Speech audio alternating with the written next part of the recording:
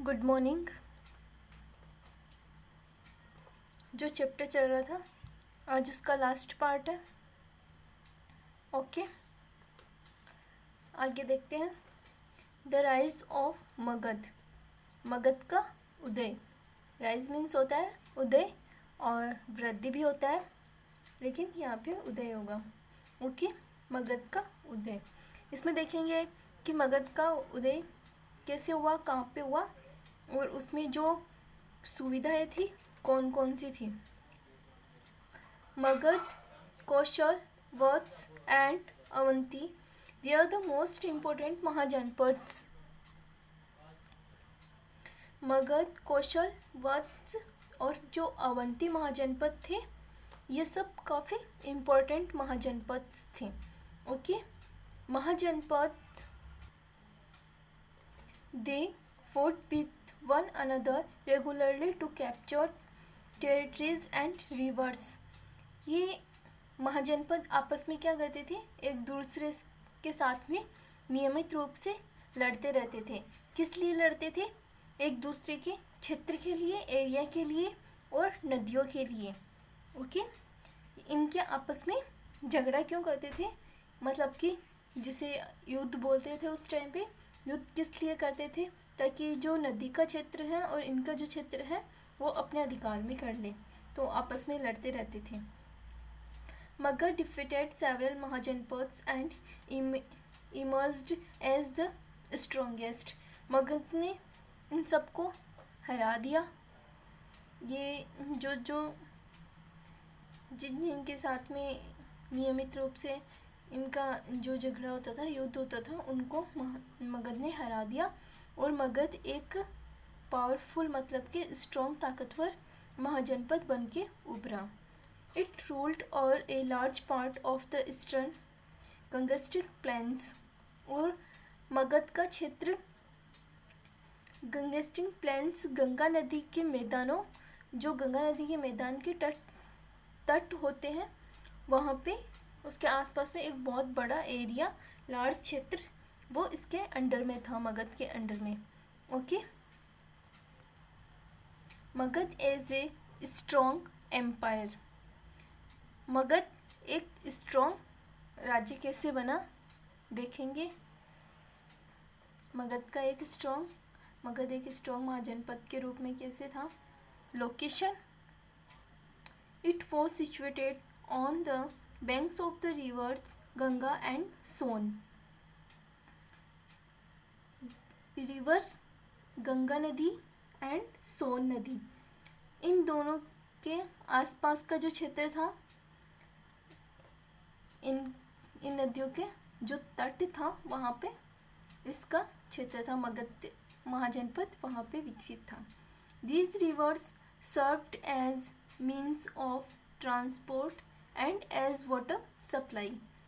और इन नदियों के कारण वहाँ का जो क्षेत्र था, उनका जो कार्य था, मतलब कि उनके लिए जो यातायात की सुविधाएं थी वो काफ़ी आसान हो गई और उनका जो व्यापार था नदियों के कारण वो भी काफ़ी विकसित हुआ। मतलब कि वो एक राज्य से दूसरे राज्य में सामान होता है उसका आदान प्रदान कर सकते थे। एंड एज वाटर सप्लाई, और वाटर सप्लाई मतलब पानी की आपूर्ति, जल आपूर्ति, वो भी काफ़ी अच्छे से चलती थी। किन के कारण? रिवर्स के कारण। कौन सी नदियों के तट के पास में था? गंगा नदी और सोन दोनों के तट के पास में था।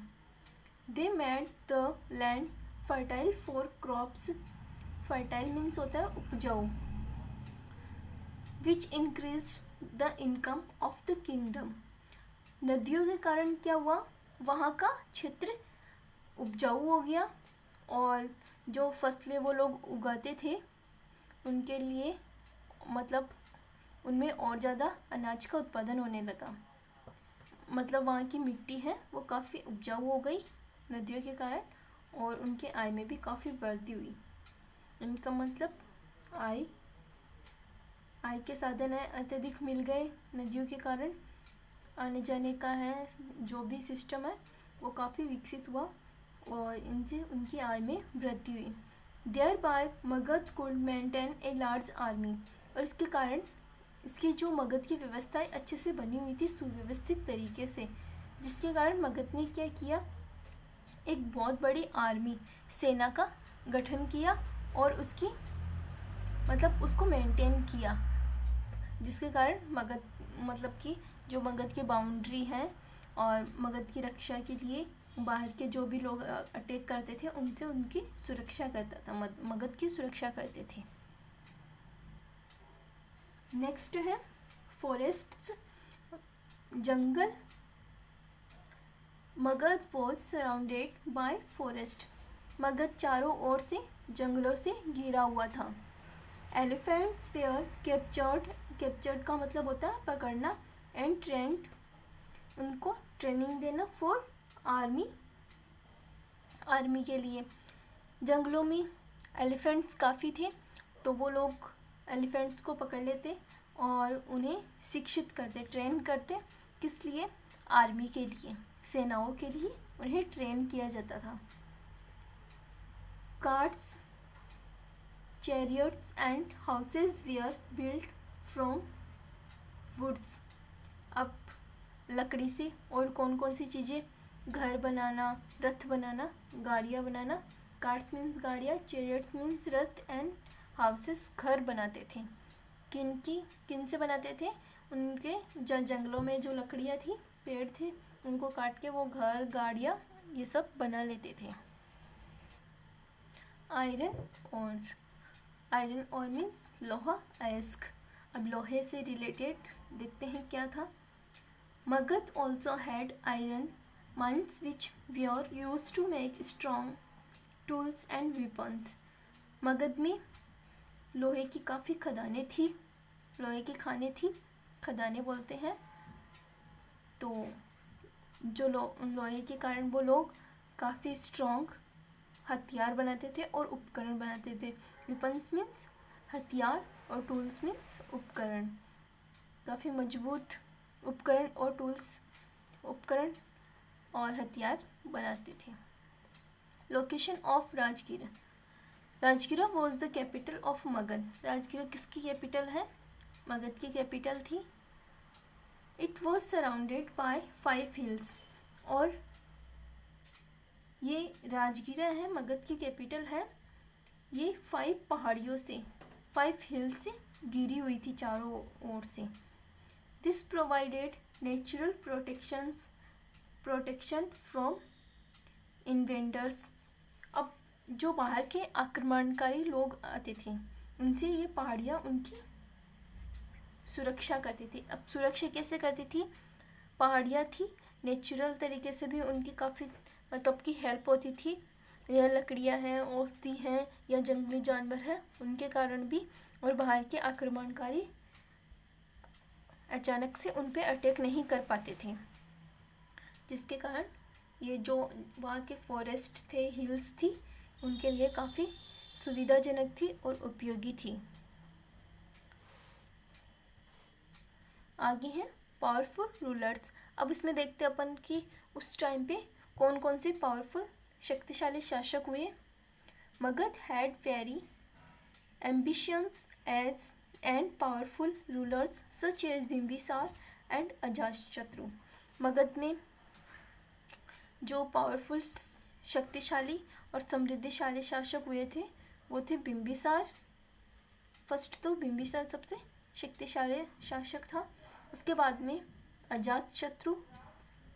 दे expanded their kingdom far and wide. इन दोनों ने क्या किया, इनका जो क्षेत्र था उसे तो सुरक्षित किया ही, अपने क्षेत्र को तो इन्होंने सुरक्षित किया ही, और साथ में उसके अपने क्षेत्र के आसपास का जो एरिया था उसे भी इन लोगों ने युद्ध करके अपनी ओर मिला लिया था, अपने एरिया में ऐड कर लिया था। ओके, बिंबिसार कब तक शासक रहा था, 542 से लेकर 493 बीसी तक। बीसी मतलब जो ईसा मसीह के जन्म से पहले की। अजातशत्रु इनके बाद में इन्हीं का सन था, मतलब कि बिंबिसार का पुत्र था, बिंबिसार का बेटा था अजातशत्रु। तो अजातशत्रु की मृत्यु के बाद में उसकी डेथ हो गई थी, उसके बाद में अजातशत्रु है वो शासक बना 493 से लेकर के 461 BCE तक। ओके, ये ईसा मसीह के जन्म के पूर्व के थे, क्योंकि मगध है वो तो ये 600 BC के आसपास में ये जो महाजनपद हैं विकसित हुए थे। तो उस टाइम पे बिंबिसार और अजातशत्रु है वो मगध के एक पावरफुल शासक के रूप में उभरे। और बिंबिसार के टाइम पे ही महात्मा बुद्ध हुए थे, जिनकी काफ़ी इन्होंने बिंबिसार ने हेल्प करी थी, मतलब कि उनके लिए बिहार चैत्य वो सब बनवाए थे। ओके, तो इनको देख लेना, अच्छे से रीडिंग कर लेना। Okay, thank you.